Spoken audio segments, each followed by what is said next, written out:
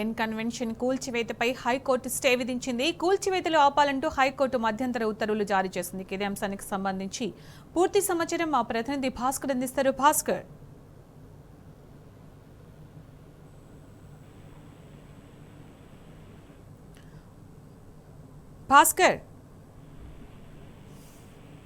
N convention కూల్చివేతపై హైకోర్టును ఆశ్రయించారు సినీ నటుడు నాగార్జున. విచారణ చేపట్టినటువంటి జస్టిస్ టి వినోద్ కుమార్ ధర్మాసనం కూల్చివేతలు ఆపాలని మధ్యంతర ఉత్తర్వులు జారీ చేసింది.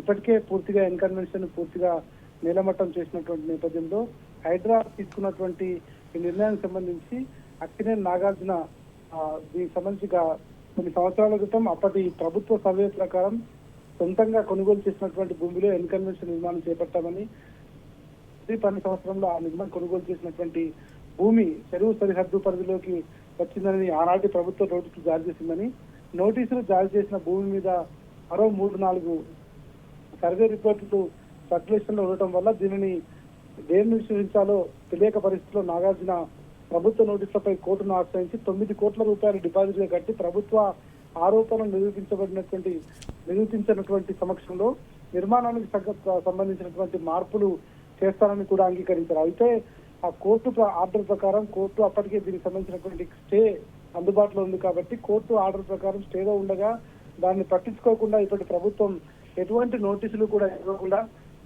కనీసం ఇన్ఫర్మేషన్ కూడా ఇవ్వకుండా అధికార దుర్వినియోగానికి పాల్పడిందని నాగార్జున తన పిటిషన్ లో పేర్కొన్నారు. అయితే పిటిషన్ విచారించినటువంటి కోర్టు ఈ భూమి పట్టా భూమి ఒక అంగుళం కూడా ట్యాంకు